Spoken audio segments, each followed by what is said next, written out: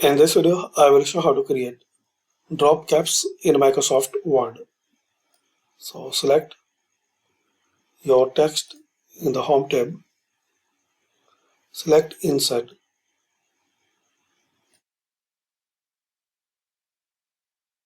Here the option Drop Cap.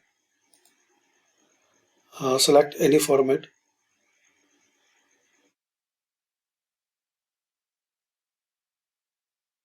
There are some more options.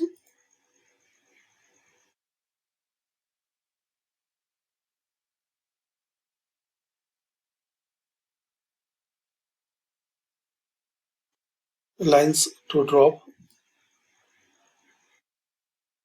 distance from text. You can make changes and select.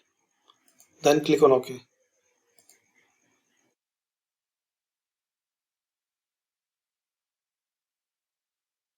So this way you can create drop caps in Microsoft Word. Thanks for watching.